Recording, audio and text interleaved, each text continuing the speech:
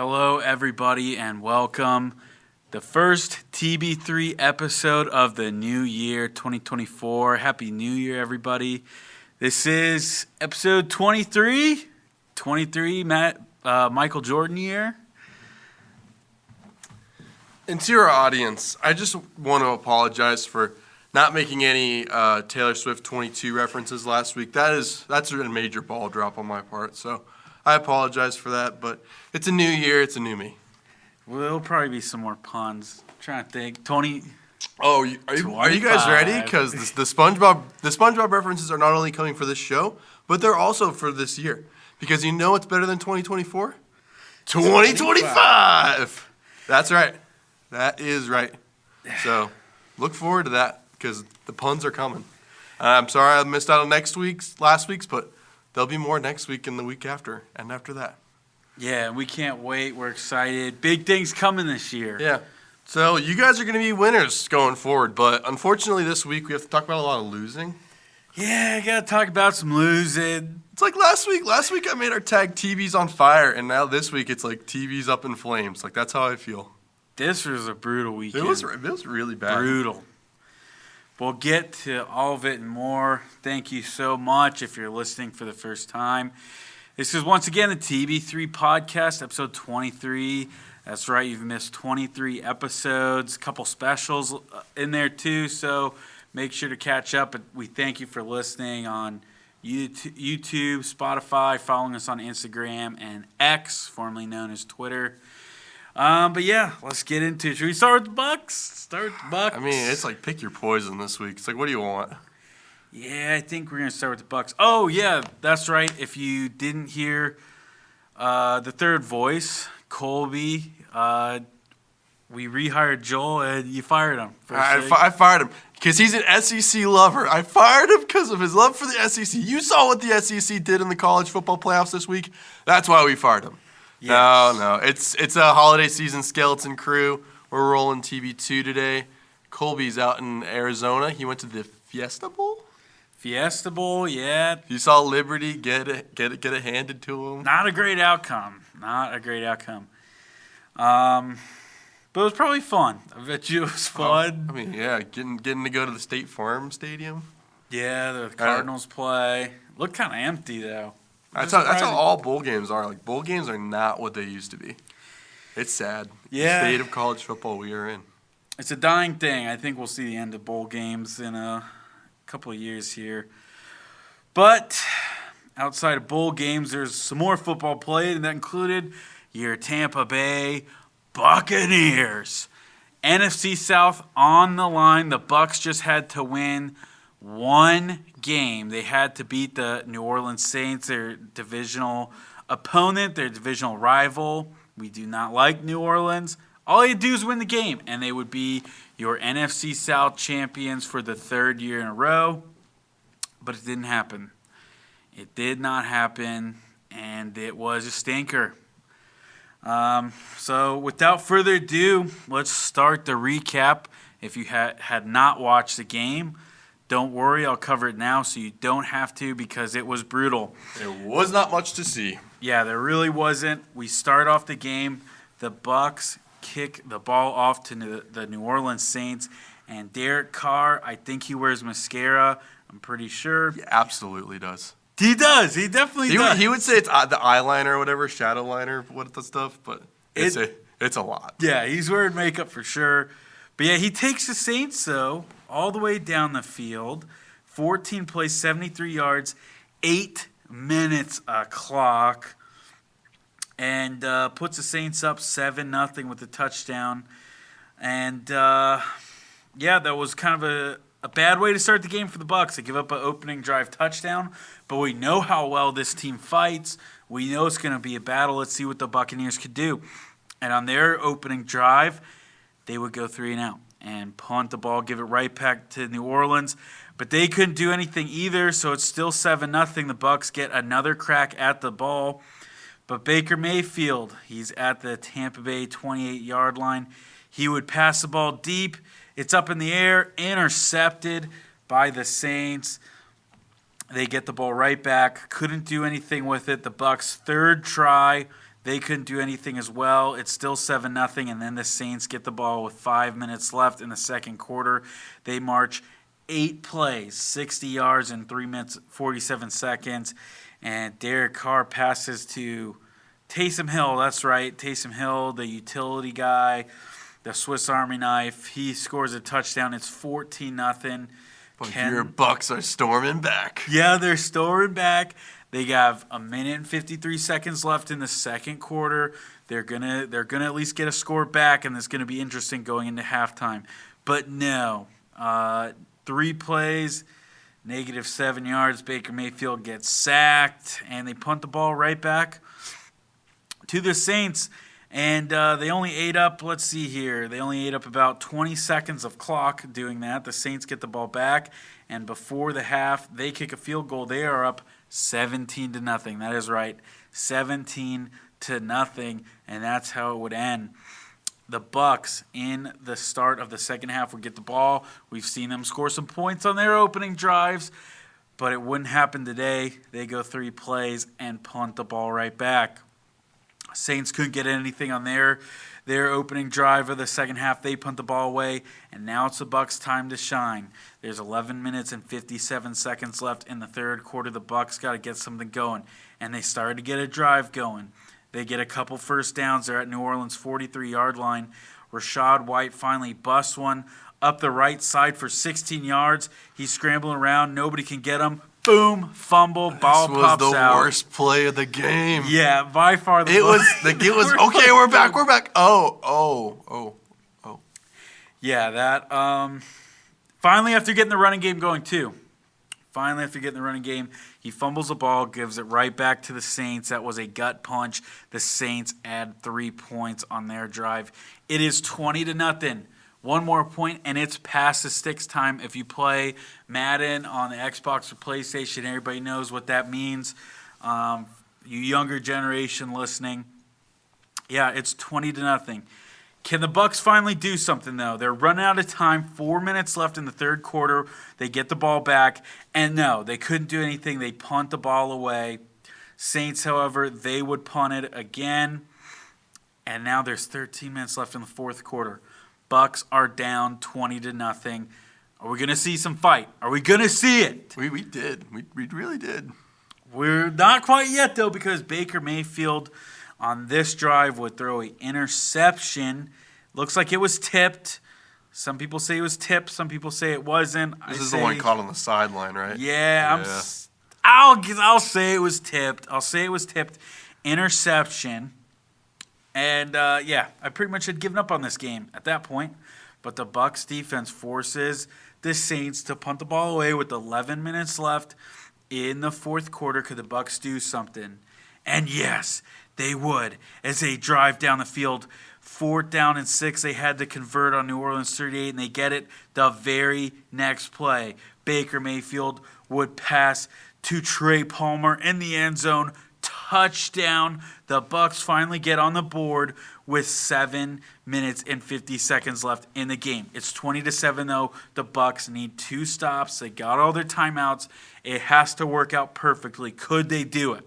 No. When it mattered the most, the defense could not get off the field, and the Saints would eat up 4 minutes of that That's precious a good clock. Number. Kick a field goal. They're up 23-7. But for all you math wizards out there, 1 touchdown is 6 points. Plus an extra point, that's 7. But when you go for 2, that's 8. Now the Bucs were down 23-7. You score 8 2 times. It truly was you score 8 2 times. So you're saying there's a chance? There's a chance. There's still a chance. The Bucs needed a score though, with 3 minutes and 48 seconds left. And they needed a. How could I phrase this? They needed kind of a cheesy play, just something to get a chunk of yards, to save some clock, to steal some precious seconds left. And they would do that. On the very first play of the Bucs drive, Baker Mayfield would throw deep to Trey Palmer for 54 yards. Yes, He's wide open. Yes. He's heading for the end zone. He starts to stumble, and he falls on the ball. The ball pops out. This isn't college, unfortunately. In my mind, I was thinking college. I was like, why? Why can't this be college? The Bucs fumble the ball, and they give it right back to the Saints. There is little to no time left. The Bucs have to start using timeouts, and they're able to get the ball. There's still a chance. There's still a chance with 1:52. The Bucs get the ball back. They're still down 23-7.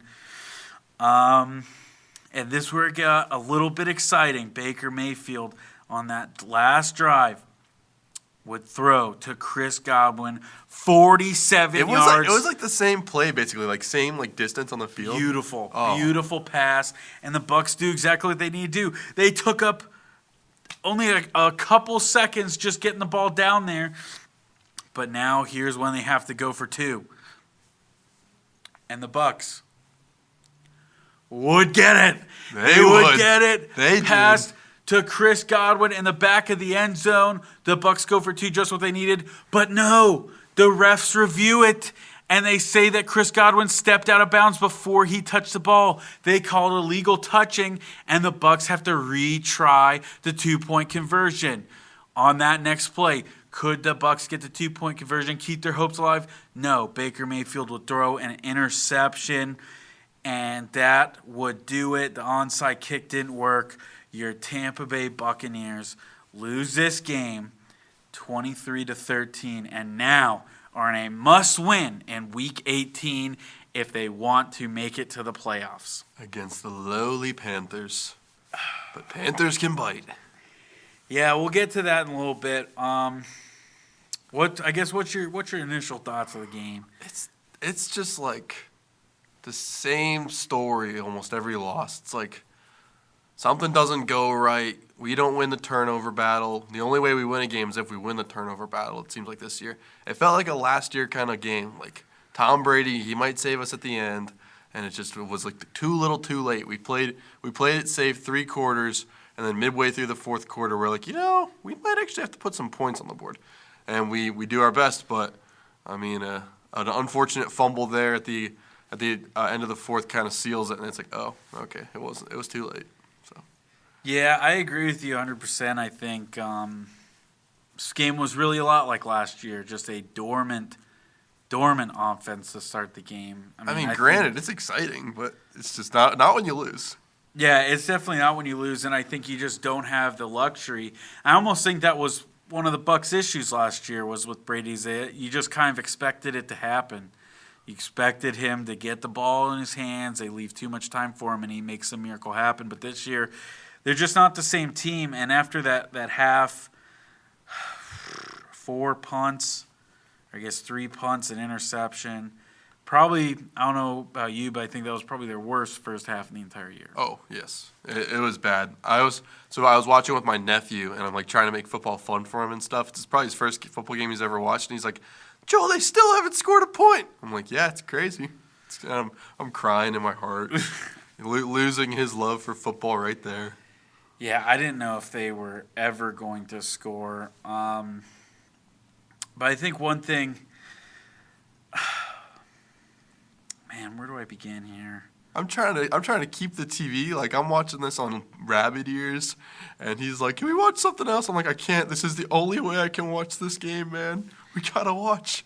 It's the Bucs." Yeah, they definitely kept me in it towards the end there, but I think you brought it up there earlier, like the too little, too late. There was just no need for this. There's no need for it. And I think it starts with you're not going to hear me say this often. I think it does start with the head coach. I think the biggest person to blame this week definitely is Todd Bowles. You have the luxury. You're the Tampa Bay Buccaneers. You have a huge win on Christmas Eve last week. You had a couple other things go your way across the league, and you only have to win 1 out of 2 to get to the playoffs. And I know in the NFL it's hard winning even one game. But I don't think he had him prepared. And I think as big of a game as it was, like I said, I know you have the luxury where this wasn't necessarily a must-win because you do have next week. But the performance you put it just can't happen. Can't happen. I'd feel the way they played, I mean, you could lose a game 100 different ways. This was the last thing I expected to happen, is how they played. You're at home, fans are by your side, and by the second half, they're snoozing. Like, I've heard that the game was a real snooze fest. And that's not the way it was supposed to be. People were coming out to this game expecting this to be the playoff clinching moment. Everybody's out there getting their pictures taken. Fans are staying a while after the game. Like, that was the plan going into this. And you put out one of your worst performances of the year. And it really makes you question, like, was this a fluke? Are we waking up from a dream where we won 4 straight games and now we're back to the reality of this is what the Bucs look like? A run game that doesn't work, an offense that sputters at a majority of the game and then has a little bit of life left at the end, but then it's not enough. Like, it's a bad moment in the season for a game like this because it really makes you question who you are going into this win or go home game next week. Yeah, I think I don't know how to process this, man, because I don't think this is who the Bucs' identity is. I really don't, because we've seen the fight this whole year, and it's like they have it when they want it. That's the problem. Mm-hmm. That's what I would say. They have it in the fourth quarter. It's like, all right, boys, let's go get this. Yeah, and I think that's a bad mentality to have. But I want to give them benefit of the doubt because at 4-7, just about everybody wrote them off. I think a lot of us did. I was waiting for the draft. And then here we are 5 weeks later after a 4-game win streak, man. Like, I don't want to say I want this to be a fluke. Those games weren't a fluke. Like, winning against Green Bay in Green Bay, that took some skills. Mm-hmm. So it's like somewhere in the middle. It's like, where are we, Bucs? Who are we, Bucs? Let's figure this out next week because we gotta know. I know, and that's the frustrating part is because I still think, even with the win streak, this has been a pretty consistent team. They've struggled at times, but they've slowly gotten better. And especially where it all kind of came together against Jacksonville, you finally saw what a good offensive scheme can be. You finally saw a run game that wasn't dormant for any amount of time. You finally saw the defense play to the standard that we, I guess, kind of expect them to. Every facet of the game was working. Mm-hmm. It was great. And then to come out like this, I feel like you've taken 3 steps backwards from what you were even 2 weeks ago. So I guess the defense did its job, but it just was one of those moments where you could see them getting demoralized throughout the game. Yeah, I guess we can start with the defense. Like you said, I think they played really well. Some guys who stood out, Levante David, Levin, total tackles. We forced 6 punts in the game. Like, that's pretty impressive. Yeah, I mean, again, I think I've said it before on the show. 20 points in the NFL, if you can hold a team to 20 points, I know they scored 23, you give yourselves at least a shot to win. I think the NFL, we're seeing it more high scoring than ever before. I think it's really just hard to contain some of these high-powered offenses. It's a lot of passing. It's no longer that ground and pound like we've seen in the past. So I think holding any team to 20 points is in the right direction. I think it falls more on the offense. But I think the biggest thing where they went wrong is it's kind of been a trait this year is I think it was definitely on third down. I got a stat for you right here. Derek Carr, he started the game 10 for 11 for 95 yards on third down plays with 7 conversions. Can't let that happen, and we've seen the struggles throughout the year on third down. The Bucs were at one point, I think, the worst in the league. Why would be surprised if they weren't? It's still the worst one in the league. Yeah, they still might be. I think that's where it went wrong, especially that last drive. I think playing well up until that last field goal where you have to have something happen. But at the same time, I don't blame them. I don't blame them for how bad the offense played. Got another stat for you here. Bucs averaged 6.2 0.98 yards per play. Sunday's loss. Basically, NFL teams that average that many yards per play are 28-5. And the Bucs added to that loss column. So I don't think you can blame too much on the defense. I don't know. What do you think? The one thing I saw, kind of looking back at this game today, is that Derek Carr did have a lot of time. Like there were a few moments in this game where he was looking down the field, looking for that play. So I mean, that's the only thing I could really come on here and say that was an issue. But again, that's just like picking at the small things at this point. So other than that, the defense played a game that could win this. But there's definitely something that resulted in this loss, and we'll probably get to it in a second. So I'll leave you on the edge of your seat. Yeah, I think, as far as I can tell here, I'm looking down the list. 1 sack from Marquise Watts. Bucs only got to Derek Carr 1 time. Can't let that happen. Yeah, there was no pressure on him. It's like you got to be able to get to him. Again, he had all the time in the world to be making these throws, and I don't know what that is.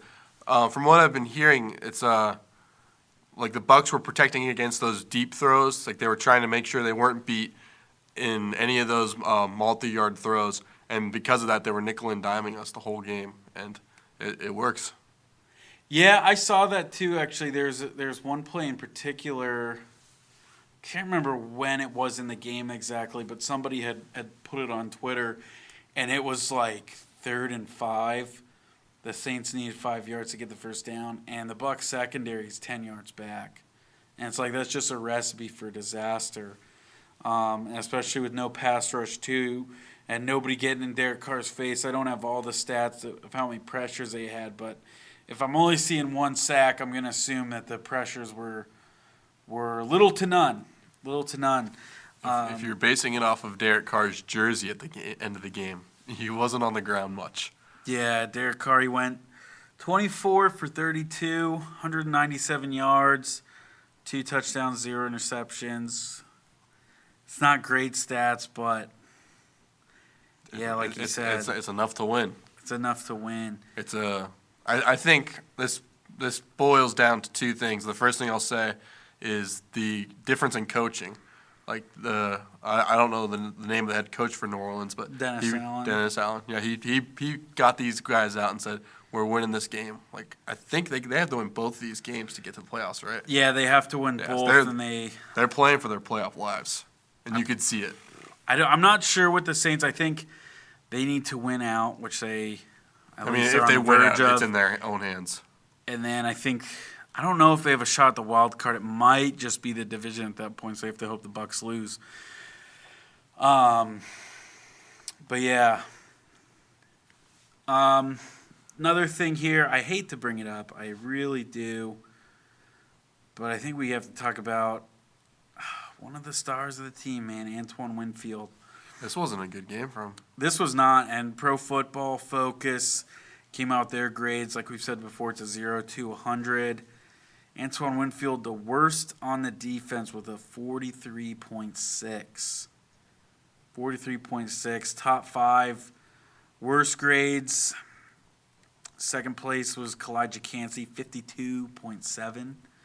D. Delaney, 56.5. Logan Hall, 56.9. And then Devin White is back to bottom tier with 58.4. Back to his good old ways. Yeah, I think Devin White, and maybe this is a scheme thing because we've seen how great Devin White is, or Antoine Winfield has played all year. And it was kind of sad to see. I noticed it a lot when watching the game, and then to kind of get it confirmed to me when I looked at the Pro Football Focus grades. But this was bad, and it seems like it's been a weakness for the Bucs all year. Is when they have him in tight end and man coverage situations, he has struggled mightily. And what I didn't even know is this isn't even the first week it's happened. This was just where it was kind of apparent where he has struggled in man coverage situations. And I'd like to say that if it's happened this many times, I think that's when you have to go, okay, it's on Todd Bowles. Yeah. I don't think they pair well with each other at this point. It seems like he's getting beat almost every time he's out there against a guy, and it's to the point now where aren't they playing him part time? Like they're splitting his touches, right? I don't know about that. I'd have to look at the. I think a couple weeks ago they did. During the winning streak at one point, his snap count was split. Which I don't mind necessarily because if he's, and that might be the problem too because honestly, if he's playing too much, you're throwing him out there and man, that's a recipe for disaster. If you have to give him a break, I'm all for that.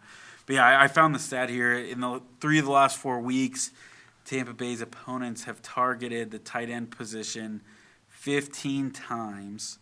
Falcons, 15 targets, 9 reception, 99 yards, and a touchdown. Packers, 7 targets, 57 yards, and a touchdown. Jags, 15 targets, 95 yards. And then the Saints, 15 targets, 133 yards, and 2 touchdowns between their tight ends. I think they count Taysom Hill as one of those. But yeah, Antoine Winfield was on him. He was on him when he gave up that touchdown. So I think that's one thing going forward that Todd Bowles especially has to figure out. If you're going to go in man, I know the Bucs, I know he definitely likes going in man a lot, but you can't put one of our best players out on an island all the time, especially if it's something that he struggles with. So I think moving forward, that's something he's got to do better to adjust that. And clearly it's something that teams are looking for now. And when you face Carolina next week, are we going to see much of the same thing? I hope not. I hope they figure it out. I think I think it's Tommy Tremble, right? Is a Panthers tight end. I don't really have faith in him that he's going to have a day like that, but it's something to keep an eye on. Outside defense, man, no turnovers forced, so that's frustrating. I'd still say, if you have to give him a letter grade, what would you give the defense? I would say a B minus. I'm in between B minus and C plus, but I'll go positive. I'll say B minus. Yeah, I really came into this like I wasn't too disappointed with the Bucs. I think to go over it again, I think Antoine Winfield had a bad day. Should that be all put on him? No, definitely not. I'd say then number 2 was you got to come up in big moments, and I think giving up that field goal late, I still think you can't let that happen. That was bad. I know the offense played so bad the entire day, but it's kind of like you got to be clutch sometimes, and that really hurt the Bucs' chances.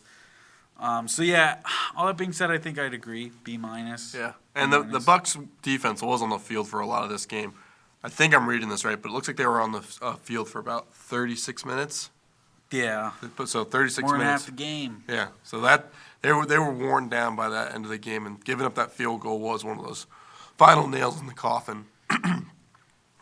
Yeah. So I think we'll move on to the offense here. Your quarterback Baker Mayfield, 22 for 33 on passing, 309 yards. 2 touchdowns, 2 interceptions, a quarterback rating of 91.6. So not terrible. I guess what's your overall take on Baker? How do you think he did this Sunday? It seemed like he was doing good. Like we have to put some of it on the receivers. Like that fumble there in the last 4 minutes of the game, like that would have put another star on his day. So. Mm-hmm. Yeah, it's tough because I think when you play that bad, a lot of it, like it's not all on Baker, but he certainly is a part of the offense. Like you can't say, well, he played good despite the rest of the offense being terrible. I think I will give him, like I think with the 2 interceptions, first one definitely his fault. Got a little greedy. Let me look at it here because I think there's really no need for it. Let's see.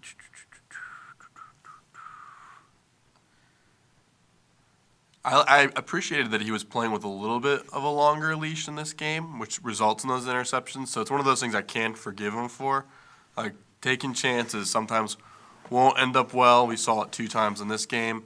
But, I mean, it was a bad game by him, but I don't know. There's just still something I like about him.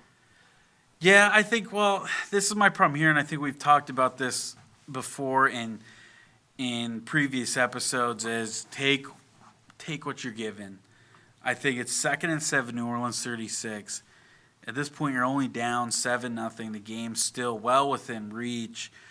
Get the first down. I think that the play was covered. I don't really see, even if you didn't overthrow him kind of like he did, I don't know if Trey Palmer's going to get to that ball. I don't know if you can put that in a spot where Trey Palmer can get that, or if you even had enough time. And I think that's been the problem with Baker. That's what we talked about, where it's like, hey, you don't need the home run ball every time. You don't. You just need to get a first down, and I think the Bucs have been efficient when they nickel and dime teams. We've seen that where it's just hit Chris Godwin at the sticks for 7 yards and let him make a play. Then, boom, hand it off to Rachaad White.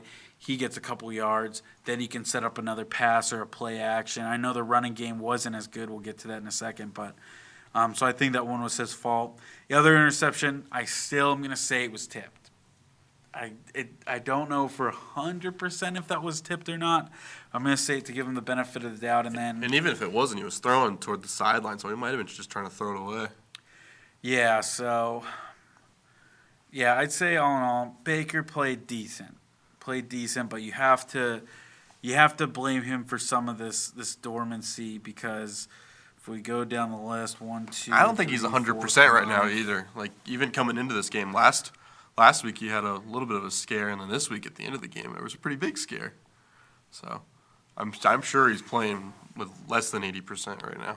Yeah, if you guys didn't see, on the 2-point conversion towards the end of the game, Baker Mayfield took a vicious hit, roughing the passer. I was surprised he played the next drive. Yeah, Tyrann Mathieu came in well after Baker had thrown the ball to Chris Godwin and laid him out.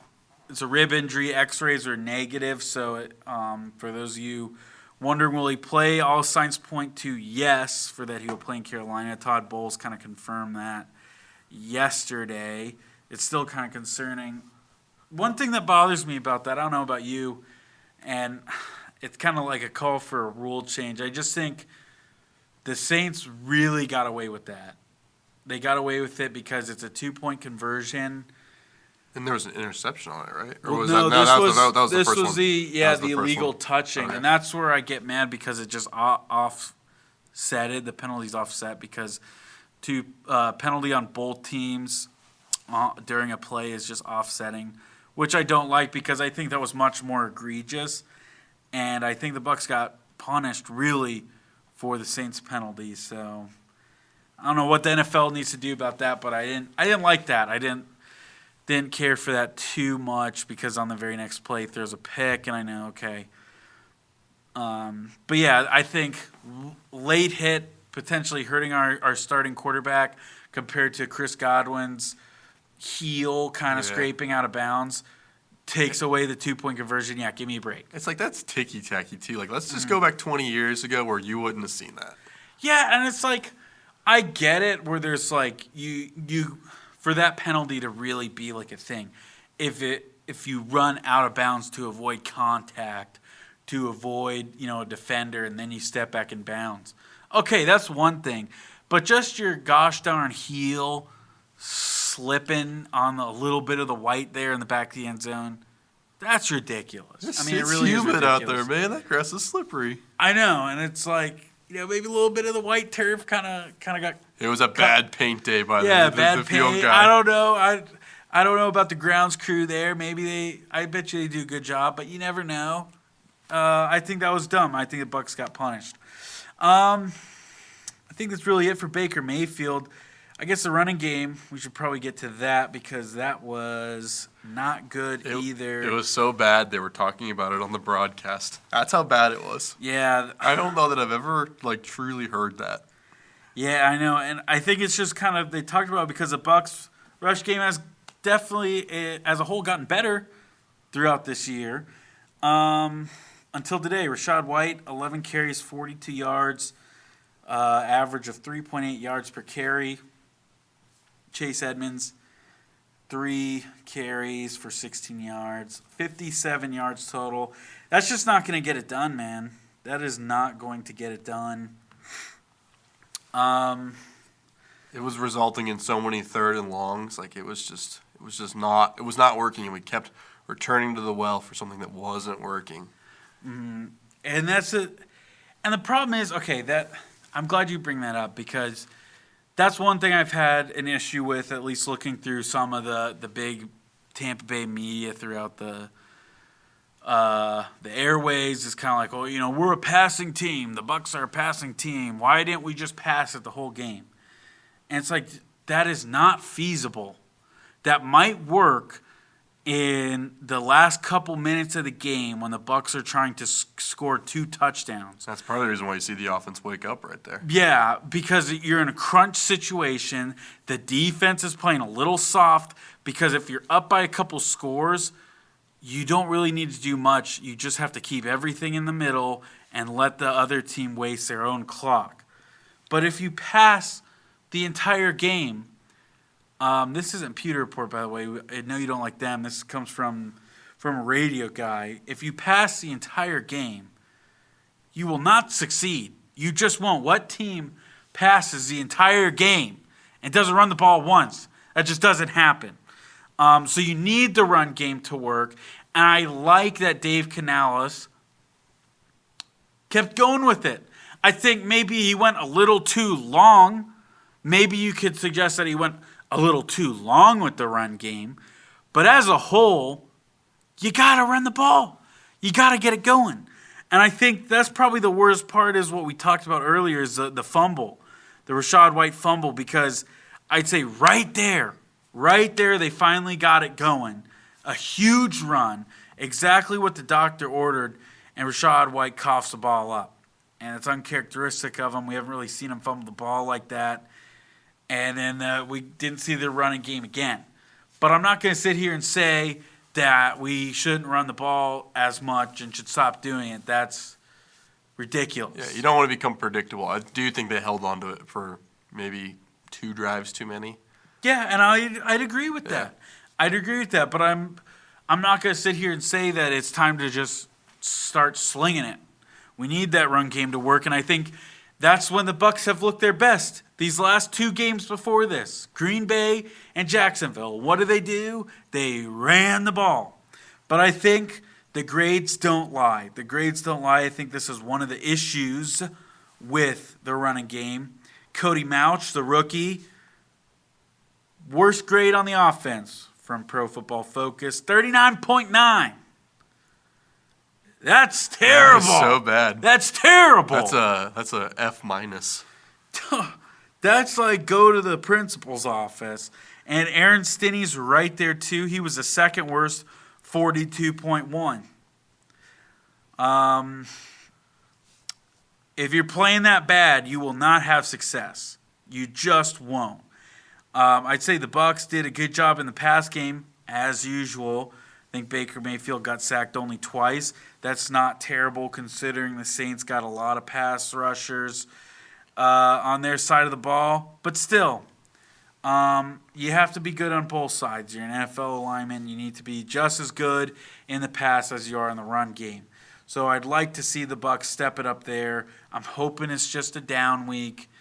I do think that Devin White fumble there toward the beginning, around the half. I do think that took a lot of the confidence out of our run for the rest of the game. Rachaad White, you mean? Yeah, I always get those 2 guys confused. I say Devin.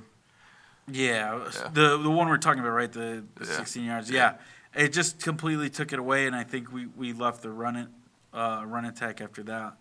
Like I was saying, it's just.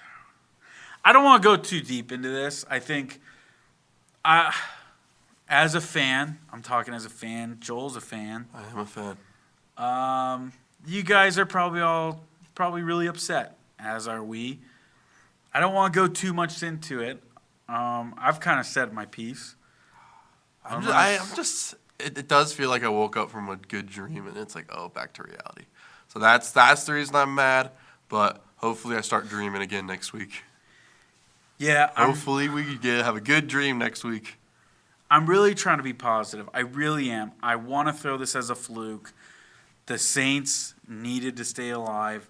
They had a little bit more to play for, and I hate saying that because you have to put a team to sleep.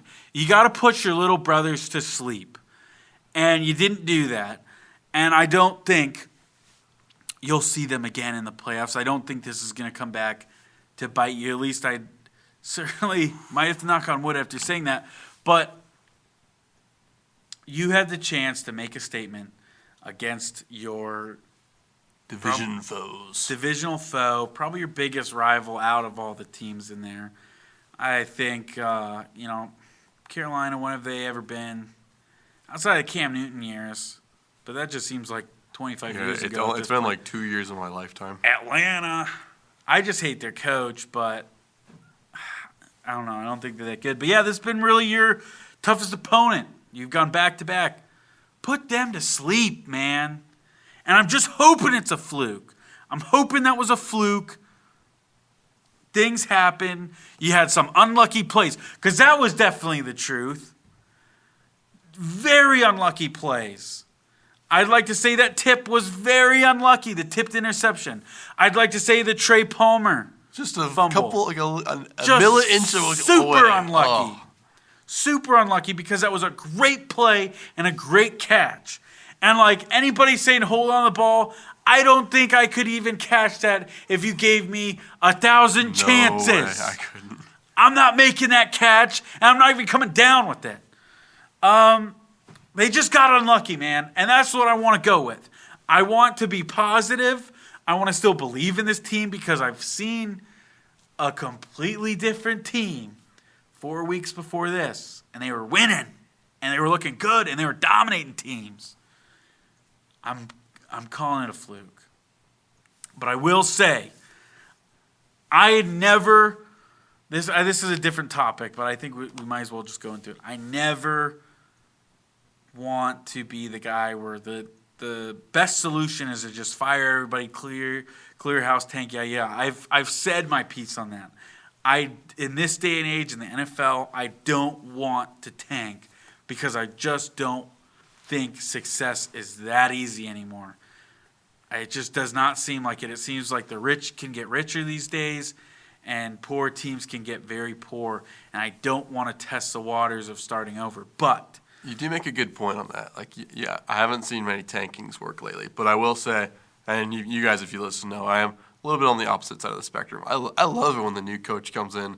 I'm like, ooh, what's Greg Schiano got in his little toy bag for us? And he was fun. He was a fun coach. But I want to give guys a chance, and I want to see guys succeed. And I would love to see Todd Bowles succeed. But I will say, I think you're probably in agreement with this. You lose this game, you're fired. Yeah. You're fired. And I hate to say that. I would go even further and say if you embarrassingly lose that playoff game, you're fired. I'll have to see how I feel. We'll see. That one might just be. It's 1 week at a time. Yeah, it's 1 week. I think this game, though, for sure, you lose, you're fired. For sure. And I hate to say it. It's like your career's coming down to one game. Yeah, let's get the dub. And it might be a little bit of a clear out the roster, too, if we lose this game. It's like if you lose this game, like this whole regimen, this whole team might be going down. Yeah. But just win the game. Win the game. They shouldn't lose this game. Like if there was percentages out there, I'm sure ESPN's got it. It's got to be like 92%. Bucs have a 71% chance. Uh-oh. But yeah, we've seen this Carolina team before. This was only a couple weeks ago. Before we go into this, I will say it says 4 turnovers on the Bucs, 0 on the Saints. That was the number. That's where you lose the game at. Like if we wanted to look at anything else, we lost the game 0-4. 4 turnovers. Yeah. So that's. I'd say 2 were, but I still think 2 were unlucky, and. I mean, you lost it 0-2 then. Still could have won that game. Though. They're just too many opportunities go to waste. First 8 drives. Cut the turnovers in half, and we win. So get a turnover. that's my. And let's see, did the Bucs get any turnovers against the Panthers the last time? Yes, they intercepted Bryce Young once. And I want to say there's one more. Nope, it was just that interception at the end of the game. Now that my memory is back up to speed. You saw Carolina December 3rd. You beat them 21-18. I know it was a lot closer than maybe some people have liked, but I still think you take away that hurricane in December, and the Bucs blow them out. And that's why I'd certainly like to see this week. This game is at 1 p.m. in Carolina. I don't know what the weather's looking like. It's supposed to be cold. But the Bucs play well in cold. They play well in Green Bay. That's true. Slight chance of snow. There's not much, but like maybe. You might see a flurry. Maybe that'd be kind of cool. Week 18 flurry. Yeah, I wouldn't mind. I love snow games. But yeah, Carolina, I'd love to tell you that they're playing for a draft pick, but they don't even have one because they traded away to the Bears. So this is really just finish strong for them. That's the thing. There's really nothing that is driving Carolina to success or to tank. They have no first-round pick. They have no head coach. Their owner dumped a drink on a fan at their last game. That's how bad their season's going. Dave Tepper's an idiot. Jags beat the Panthers last week 26-0. And I know it's a divisional game. It's probably not going to be that easy. But I think the Bucs, by all means, should win. And I don't know if you would have seen guys rest if they won this week, because Todd Bowles didn't really like how they responded against Dallas after they rested some guys against Atlanta last year. So you're going to see the whole cast. Like I said, unless something changes, we're filming this on the 2nd of January. So you'll probably get this on the 3rd. I don't know if anything will change at that point. But as of right now, Baker is probably going to play. I would say he is on his thinnest string yet. I know that's not the saying. What is it like when you're on a? It's the thinnest his ice has been all season. Like this, we may need to have Kyle Trask ready to go for this game. Like not to start obviously, but like first or second drive, it might be Baker Mayfield's out. If all goes well, I'd certainly love to give him some rest. That's true as well. I know I hate doing that sometimes, but I'd love to see him get some rest just to heal up. Don't let him get any more injuries because he's banged up. That ankle's probably still hurting. Now he's probably he doesn't have any broken ribs for the x-ray, but probably not feeling too good. Is it time to predict? Is it time to predict this? Have you said your piece? Wait. It's just a lack of effort this week. Heartbreaking. Saints came in. Saints knew what they had to do, and they beat us in the details. They beat us all around, and I hope it's something the Bucs recover from. And I'll save my prediction to say what I think, but it's just not the taste we wanted this week. I think that's my final statement. I'm still going with a fluke because I just need that. And I'm the Jolly Roger. Well, Jolly Roger's out today, so he's going to be the Jolly Roger. Jolly Roger. Double hats over here. I've been a Jolly Roger. You've talked me off the cliff a lot this season. You have talked me off the cliff. Colby's kind of been negative, man. Yeah. I see our TV3 is like American Idol. You know, like you're Simon Cowell. You're honest, but you're a little negative. Colby's like, Randy Jackson. Oh, we're going old school. Love you, dog. It's a no from me, no dog. And, I got the looks right. I'm Paul Abdul. Man, we're going like 2007 American Idol. That's the only cast I know. That's the good ones, yeah. As far as I can tell in my mind, they're still there. That's what I would say. I haven't watched since. But, yeah, I feel like that's how it is. So, I'm here or there. I like staying positive because I just think, I don't know, as a fan, I don't like listening to everybody else be negative. I feel like that's what it is now. It's just everybody, the Bucs The Bucs suck. The Lightning suck. Everybody sucks. Don't forget about them Rays. Yeah, the Rays suck. I want to hear something good. So if you're looking for good news, you're looking for somebody to not tell you what everybody else is saying, come here, stay a while, listen to TB3 Show, because for the most part, we are positive. And I'll continue to do that. It's a fluke. It was a fluke. The Bucs are winning. Raise the banner. Raise the flags. The Bucs are winning this game 34-16. Oh, I thought, man, this was out of the proverbial script in my mind because I thought I was going to go first. I'm going to give you that dash of negative. I thought you wanted to go last because you. I was going to take it, and then I was going to let you go out on the high note of positivity for the fans. But this is a divisional foe. The Saints came in and did what they had to do against their divisional foe to us this week. So I think the Panthers are coming to play some spoiler. They don't have that first-round pick. Don't matter to them. All they want to do is go out with a good taste in their mouth. Probably say suck it to their ownership, to the head coach, all those different things. And I think the Bucs can't handle the spotlight. Like we saw a little bit of it after the Super Bowl. We've seen it a lot throughout these last 2 years, where it seems like players are just like walking in fame. They're just like, oh, I'm so good, and here we are. We're off. This is the true rant I was looking for. I couldn't find it in my head. They got this little 4-game winning streak going. They think they're talk of the town, and they get their butts wiped by the Saints. And I don't know if they're going to recover this week. My prediction. Don't do it. My prediction is 16-10. 16-10 Panthers. I'm going low scoring. That would be probably the worst thing I've ever seen. That would be the worst thing I've ever seen in my life. I don't know if it's getting much better. I don't know if TB3 would exist after that. 16-10 Panthers. What did Colby say? Colby's got some good news. Colby, before he got fired, he said Bucs win 31-13. There we go. All right, so I'm the only pessimist today. I intend to be wrong, but there's got to be a hint of honesty. I can't sugarcoat how I'm feeling right now. But I've been wrong a lot of times on this show, so don't listen to me, Tampa. Bet your mortgage on it. Yeah, you can do what you want with your money. I hate putting money on teams I like because I think they tend to lose. So if you're like me, don't bet on them. But I still think they're going to win.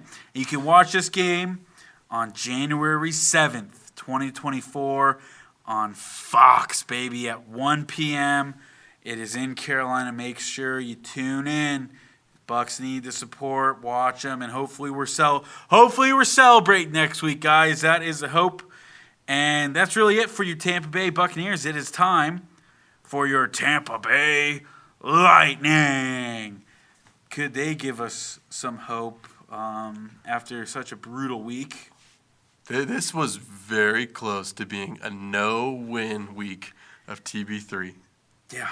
It was about 20 minutes. The third period was the only thing deciding on if it was going to be or not. A Sunday's game. Yeah. Woo. I guess. I mean, do we want to recap them? It's just like I'll lose. I'll just recap it win. very fast. Right. Very fast. So, first game, the Tampa Bay Lightning are at home against the Florida Panthers, the in-state rivalry. We looked pretty good in this game. You sure? You sure about that? I thought we looked pretty good. You sure about that? Because the scoreboard said otherwise. As scoreboards aren't always telling the truth. Panthers, and Ekbald starts it off, 4 minutes and 16 seconds. Gets a goal, puts the Panthers on top 1-0. We fast forward to second period. Sam Reinhart, he gets a goal himself to extend the lead 2-0. Then third period, the Lightning try to come back. 30 seconds in, Cooch gets a goal. We're down 2-1. But on a shorthanded breakaway, Sam Reinhart would get his second of the game and go up 3-1. And the Lightning are back down by 2 goals. Esimont, only 20 seconds later, would try to cut it close. He would score a goal, 3-2, but after that, the Lightning could not do anything more. They had a couple chances. They lose that game 3-2. Then we go to the Panthers goalie was playing on top of his head. Yeah, he was. Yeah, that was a common theme this week. He was really good. That was a common theme this week as we fast forward to Saturday, the 30th of December. The Lightning are at home again, and they faced the New York Rangers. Some people say Stanley Cup favorites. I tend to agree after this one. It looks pretty good. But yeah, as Artemi Panarin starts the scoring off pretty early into the first period, the Rangers go up 1-0. Then Trocheck adds on to another one halfway through the first period. They're up 2-0. But Kucherov, man, on the power play late into the second period, finally gets the Lightning on the board. It's 2-1. But only a minute later, Corey Kreider would get the Rangers back up by 2 goals. It's 3-1 going into the third period. And then it was implosion begins. All Panarin from there. He gets a hat trick. He gets 2 goals in the third period. Lightning lose it 5-1. But they would save us at the end of the week. Bucs lost this afternoon. Here we go, Lightning. Can you save us? Yeah, I heard some people went to Bucs and Lightning. Oh, that's a good double dip. That would be a fun weekend. That's a good double dip. At least, thankfully, one of them won. But it didn't look so good as no goals were scored in the first period. It was kind of seemed to be all Montreal, in my opinion. And then early into the second period, Cole Caulfield, the boy wonder, I can't remember, was he the first round pick 2 years ago, 1 year ago? I mean, he's pretty young, but he's kind of their star. He steals the puck right from Steven Stamkos and goes up 1-0 on your Tampa Bay Lightning. Then Kovacevic, he gets another goal halfway through the second period, and they're up 2-0. Kind of getting sick to my stomach here, but I think the Lightning finally turn it around here. Braden Point gets a beautiful goal. He gets a little bit of a breakaway there. It's 2-1 still Montreal. But then Austin Watson just kind of passes a puck towards the net, and it finds its way in, and all of a sudden, your Tampa Bay Lightning better to be lucky than good. Are tied. They are tied 2-2. And then we see a new face, Dehan, score his first goal for the Tampa Bay Lightning in a Tampa Bay Lightning uniform. He would actually be your first star of the game. He would score. The Lightning up 3-2. Then Nikita Kucherov just adds the damage, 4-2. I think is this 301? Like he got 300 this week. He did. Yeah, that was 301. I believe 301. You're right. Yeah, 301. Lightning are up 4-2. Montreal tries to make it interesting with a couple minutes left in the third period. Nick Suzuki, I don't think he's their captain, but he's their star. 3-4, but the Lightning were able to hold on and come away with the win after a 1-2 week. I think we'll just go game by game, starting with the Panthers and the Lightning on Tuesday. Let's see what I had to say about that. Lightning versus Panthers, man. Yep, that's the first thing I wrote. Poor defensive play, yet again. Same story, different year. Yeah, it's just been frustrating, man. Hopefully the system they're using right now works out one day. Dude, I don't know. Clock is ticking. The calendar has hit 2024. Yeah, But they've won their only game. Oh, they haven't even played since. Today's their first game in 2024. And hopefully Tuesday, we don't know the future. Tuesday night. We've predicted our scores beforehand. Yeah, I have a good feeling that maybe there's some good news. Maybe they won their first game of the year. Hopefully, are you hiding something from me? I just have an inkling. He's hiding it from me. I don't know. Okay, I won't look. But yeah, poor defensive play, and it started with Chernak there. Terrible turnover right behind Vasilevsky, and it didn't lead to a goal, but led to a face-off where the Panthers would take a shot from the top of the blue line, And guess who tipped it in? It was Chernak. He tipped it in, made it hard for Vasilevsky to make the stop, and that's how they gave up a goal. I think the other 2 goals, it's kind of crazy because I think I wouldn't even say Vasilevsky played necessarily well this game. He did enough. It just seemed like there was a couple unlucky goals. I say there's at least 2 he should stop.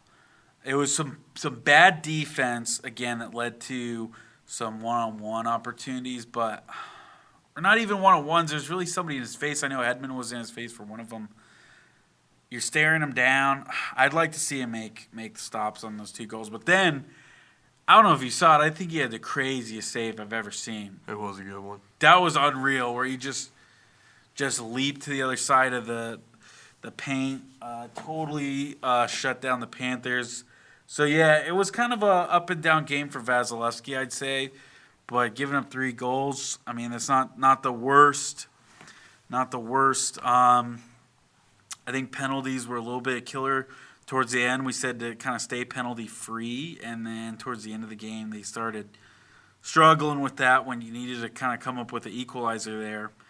Do you have anything else on this Panthers game? It was nice to see some of the stars be stars, but other than that, it's just you don't like losing to the Panthers, so they got another laugh in the legacy. Yeah, it's frustrating. That's kind of our rival. I mean, we all hate Boston here. Don't get us wrong. Panthers are like our fake rival, but like they see us as their rival, so like it makes me mad. It makes us want to beat them because it's like we're big brother. Yeah, it's like you don't matter to us, but you're happy that you beat us. Now I'm mad. I'm mad that you're happy. Exactly, because they're probably all hyped up. Don't like seeing that. If you got anything else, I'd say we hop to the Rangers. Sounds good. I don't like talking about losses. Yeah. This is a one thing.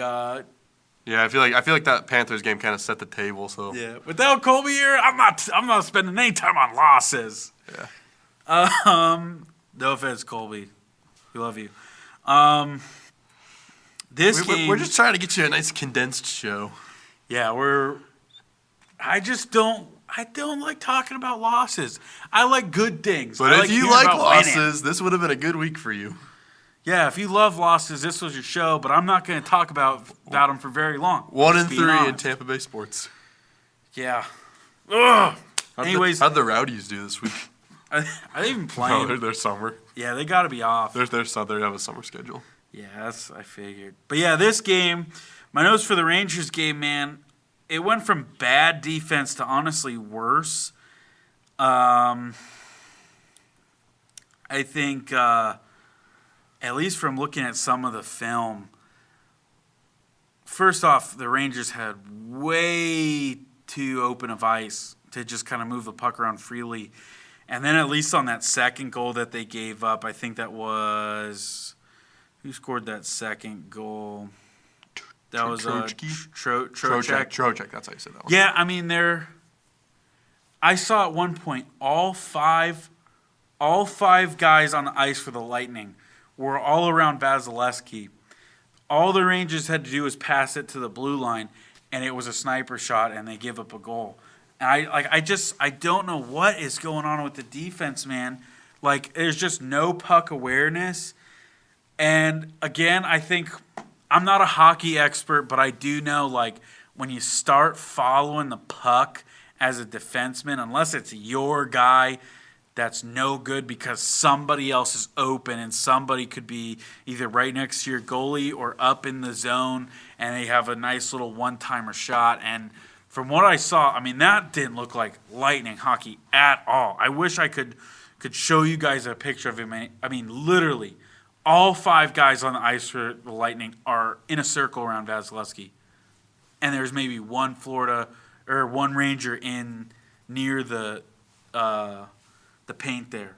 I don't know, or the goalie crease. I don't know what they were thinking. I wonder if that was just a setup on the play or if it was just a miscommunication or something. I don't know. I think it's their defense, man, because I think I commend him for trying something new just because we've had this run and teams have kind of figured out how to beat us, but this system might not be working.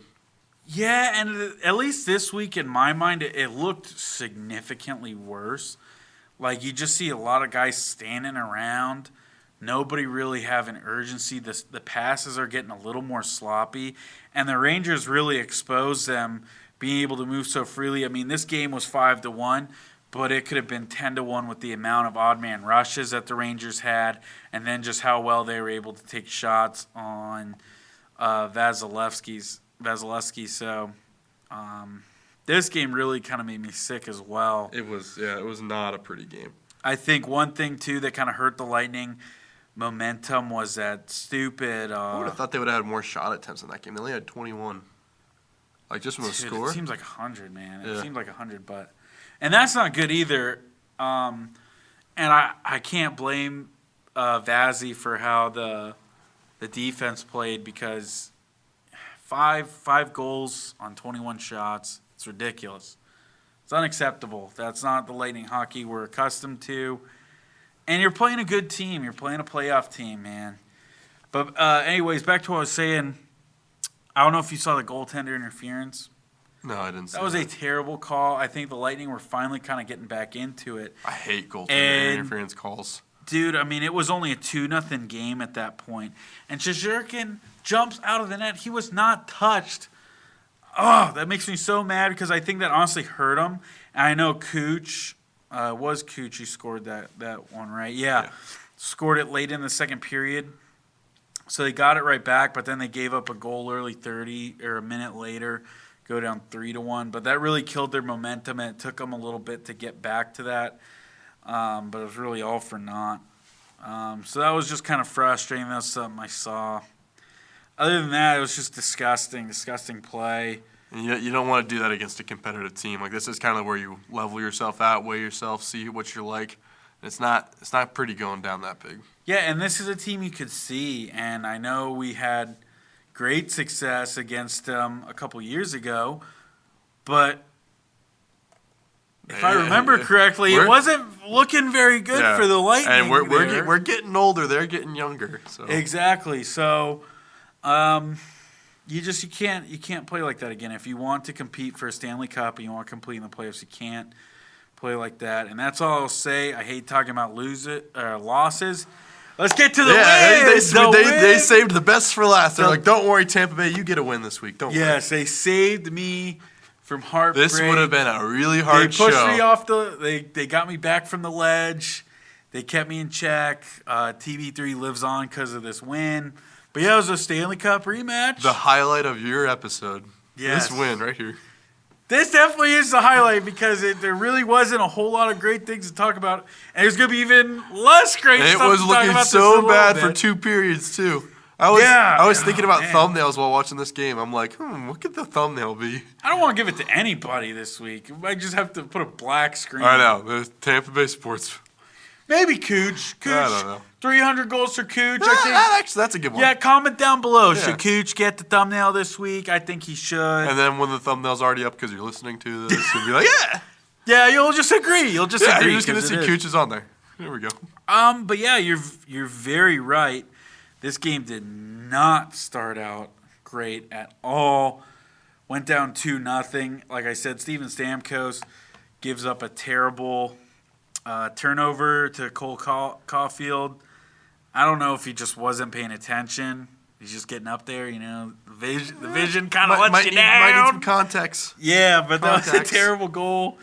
And before you know it, man, you're down 2-0. Well, no. Is that the biggest controversy in all of Tampa Bay sports? Did you see how they scored the second goal? Was it bad? Dude, there was like a phantom whistle. There was a phantom whistle. Whistles in hockey Like suck. The lights are going on the thing. The music's playing. Everybody's just going to the bench. And the Canadiens just slap shot it down the ice and they count it as a goal. Wow. I was going to say, it's because it was at Montreal. This is a home game for Tampa. This is a home game, too. This is a home game. Everybody, I swear I heard, I don't think it was a whistle. Maybe it was. Maybe the players heard the whistle. It sounded like a horn to me. It kind of sounded like the end of period horn. I don't know. But that goal probably shouldn't have happened because it was literally empty net. Nobody was there. Come on, J.P. Peterson, get your crew I in don't shape. know what was going on there. Somebody has to explain themselves. Unless something happened, I didn't see it. I was like, what in the heck just happened? But anyways, I was fighting back. I was watching this through tears, guys. The Bucs had just lost. I think after that, the Lightning turned it on, man. They were unstoppable. They've been saving up a lot of goals for this game. Yeah, they really were. Braden Point starts it off with a great breakaway. Watson with a goal. Calvin DeHaan, his first goal is a bolt. And then Kucherov seals the deal, really. Kucherov had a week. He's always having a week. He is, At but this point, I really think if you don't give him the Hart Trophy, he's it's got rigged. There's nobody else playing like him. There's nobody else. I mean, he's single. This is Cooch week. He's single-handedly winning, keeping this team alive. I just saw something. I love Cooch. Maybe there isn't good news coming tonight, guys. Sorry. Oh, no. Oh, I saw it in my eyes. Maybe there isn't good news this week, but yeah, anyways, if you play like that the whole game, you got nothing to worry about, and that's Lightning hockey. Like, you're seeing glimpses of it, and they just haven't put it together, but now's the time. Now's the time. We've gone through these weeks where it's just like stay 500, and here you are. You did that, actually. As tough of it as it's been for some of these games, you're 18, 15, and 5 years in 500. I don't know, where are they in the playoff standings? I haven't checked the past couple days. They are currently in the number 2 wild card, but they're only up a point. So, but you're in the hunt, right? As of Tuesday night at 10:25 p.m. Yeah, you're in the hunt. Now you got to take it to the next level. You got to.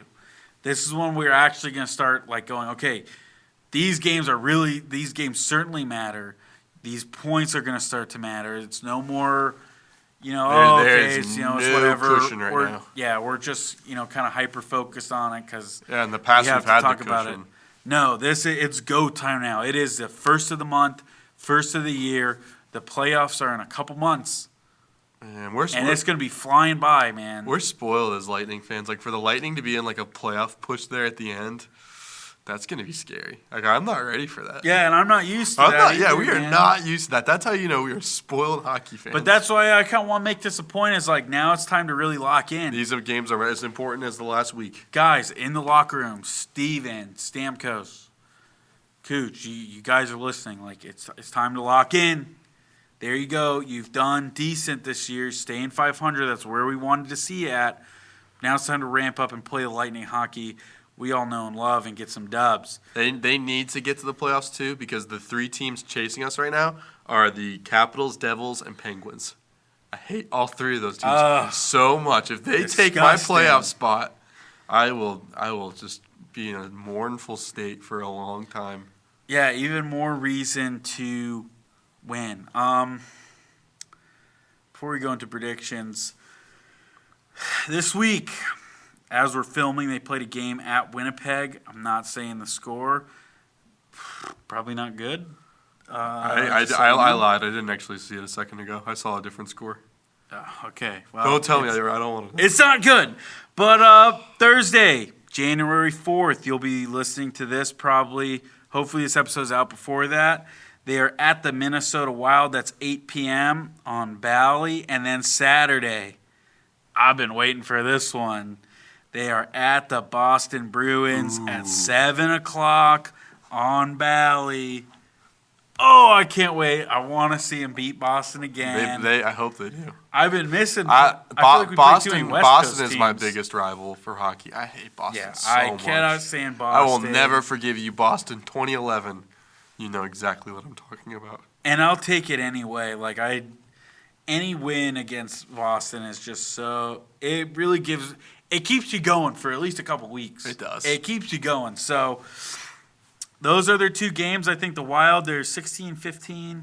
You're seeing Pat Maroon for the first time since he that's gonna be hard to switched teams, man. Yeah, that is kind of sad. Marc-Andre Fleury, he's their goaltender. He's really got some wheels. Like he's still going. Yeah, it's time to retire, buddy. He's got to be. He's got to be pretty close to 40. I don't know much about the Wild. They're a decent team. I know that. Kirill Kaprizov, he's decent. 39. Ryan Hartman, Matt Zuccarello, those guys are good. Jared Spurgeon. Yeah, this seems decent. Oh, wow. There's another name, Zach Bogosian. Oh, a long time. Didn't realize he was hanging around. That's how Lightning players go. It's like they just kind of disperse. Yeah, good to see you, old friend. But, whew, I'd like to see a good week from the Lightning. I'll be the positive Piper. I'm going to go 2-1, and I'm going to say Anthony Cirelli. That would be exquisite, yeah. And one of those wins is Boston. I hope it's Boston. My I'm words. saying 2-1 as well. I know it's kind of typical to say. I mean, what are you gonna say? 0-3, 3-1, or 3-0? It's like that's too dangerous. I'm letting the points. I mean, also get to me. I love you, Lightning, but it's hard to win 3 in a row, and it's hard to lose 3 in a row. So take your coin flip: 2-1 or 1-2. Yeah, I'm saying 2-1. Nick Paul, Colby from Beyond the Grave. He said 1-2, and Stamkos. Last week, you and I escaped with some points. You got the record right. Okay, I didn't think I got the goal score. Yeah, you said 1-2. I said Hedman. Come on, Hedman. Not gotten a goal. Colby said 2-1, and Nick Paul. Neither of which happened. I said 2-1, but Braden Point got me a nice little goal there. So prediction wise, I think I deserve a Steven Stamkos next week. I went with Cirelli tonight. Yeah, I gotta pick Cooch. That's the funny thing about these goal scores. It's like, all right, you can pick the top 3 once a month. Yeah, and that's how it should be, man. I want to see, but it's like Cooch is the only one scoring. Yeah, I mean, the only one scoring. Point had a pretty good week. Yeah, lucky though. I mean, you think out of all the goals, there's like 3 guys, and the rest of them were Cooch. So we had a lot of new guys scoring this week too. I was noticing that, like Essimone. Yeah, and one guy scored his second goal. So yeah, good to see. We'd like to see more of that. We need a fresh flock. Predictions. Next generation. Prediction score update. I am in the lead with 73 points. Joel, you are in second place. I have sole possession of second place. Sole possession yes, of Colby's second been place. on my tail. And Colby is back to third with 69. But for those of you listening and those of you who care about our little prediction game, there's a lot of bold predictions to make up for. I'm doing bad in that. And the playoffs, the NFL playoffs, those will get added. So there could be a brand new leader next week. We got to start deciding what are we calling this? I just call them pick 'em. No, like when are we calling it? Like stop. Oh, I thought we said after the Stanley Cup. After Stanley Cup. All right, sounds good. And then we'll start again with Sounds good. Start again in the middle of the season with the Rays. Maybe take a couple weeks. Maybe we'll just go right back into it. But we have to have some somebody has to get something for this, okay?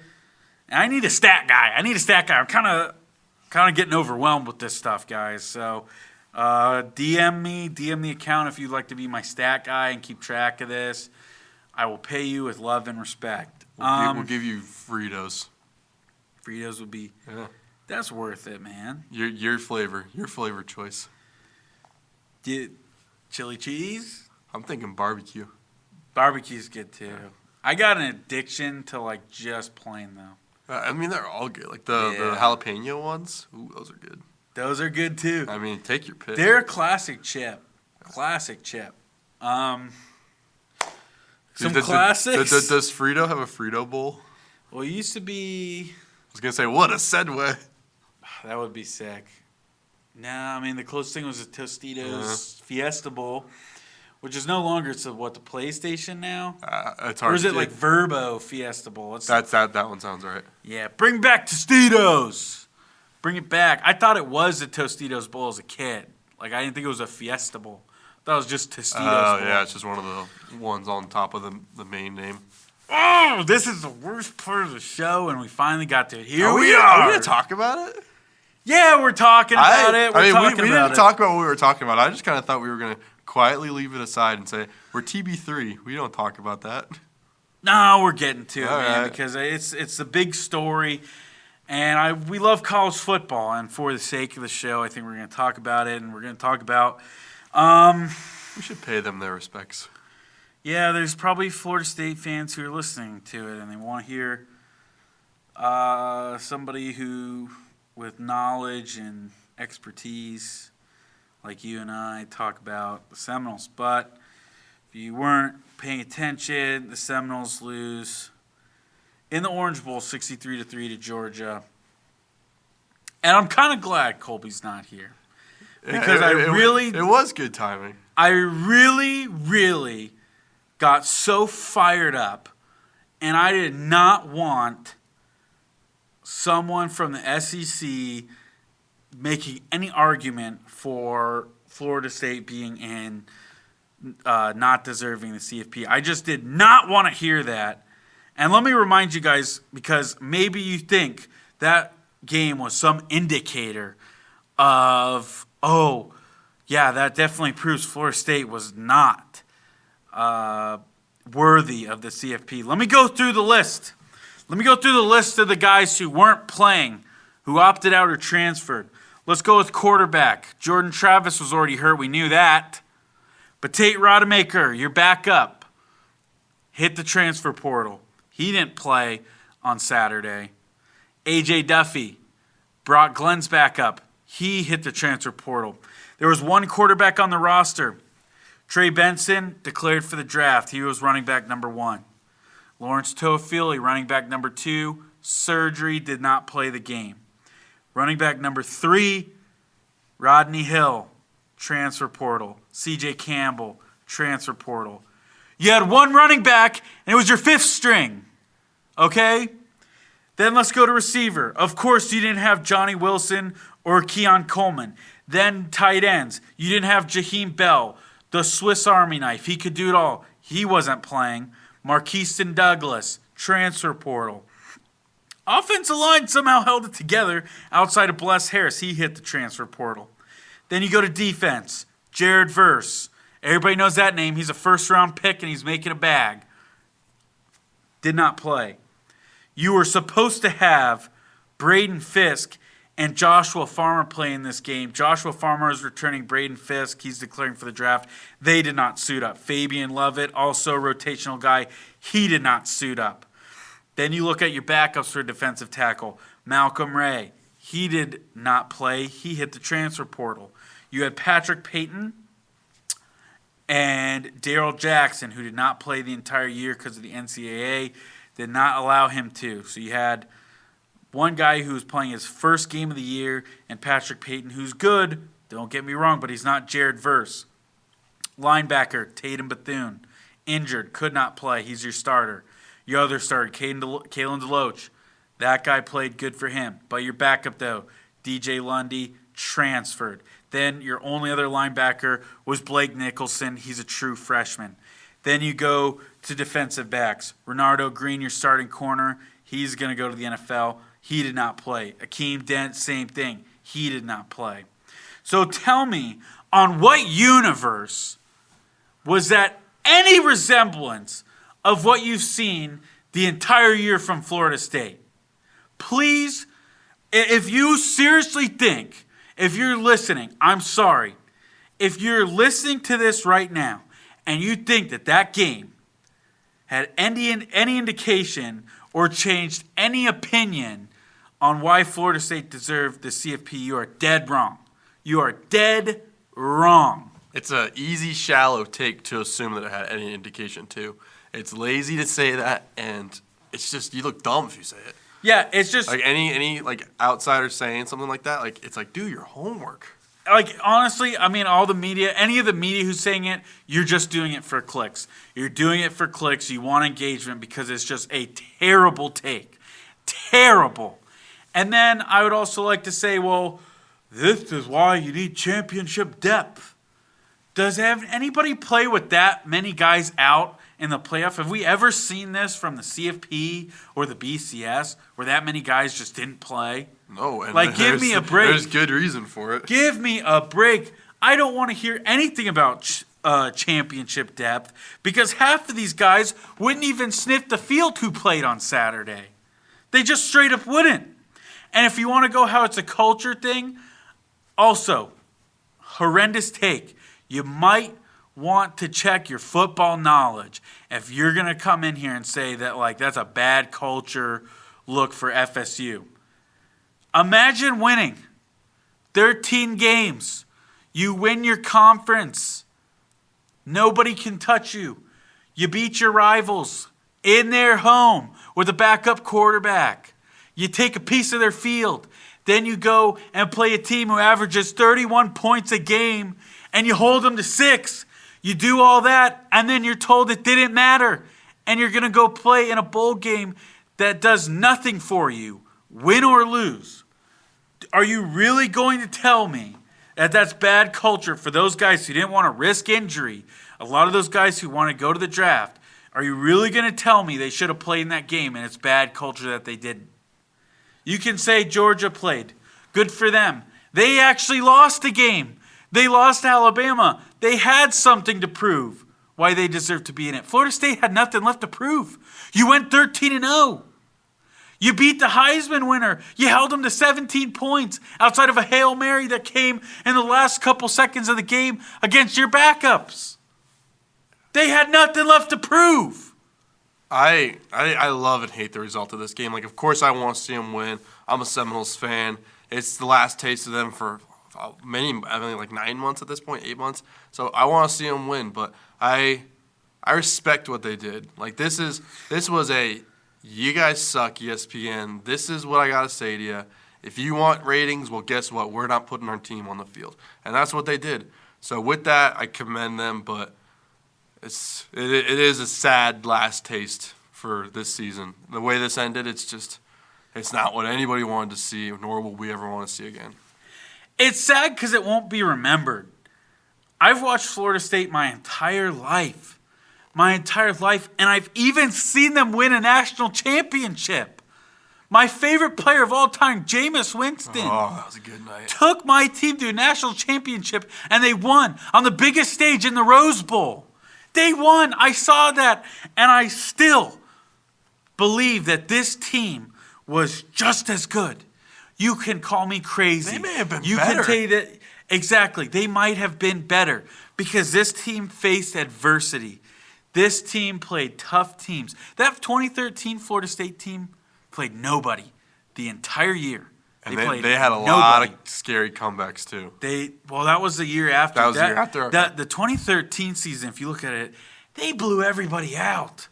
There was like one scare against Boston College. But outside of that, they blew everybody out.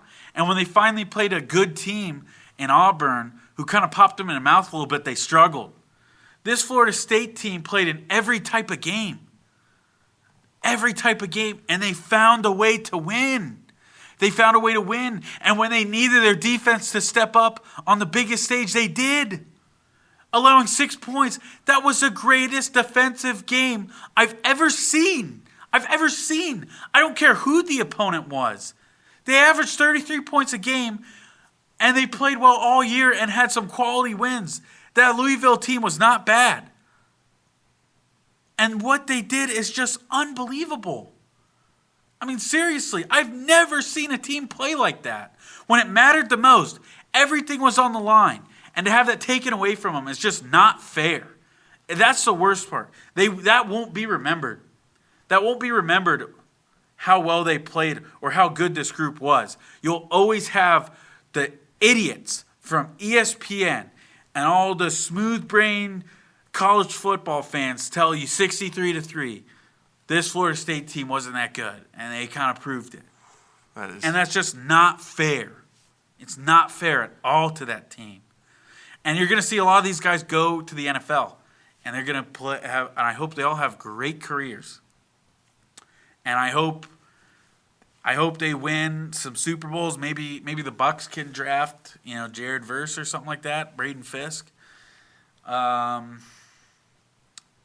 Coleman. Maybe they can win some with the Bucs. I hope they get what they deserve in the NFL, and I hope they get some rings because they deserved it, man, more than anybody else. Everything they had to face. I mean, you think losing your quarterback alone like that, Jordan Travis, and to find a way to win, man. Especially, I don't care how bad Florida was, because they were pretty terrible this year. But to go on the road at their house. That's their Super Bowl.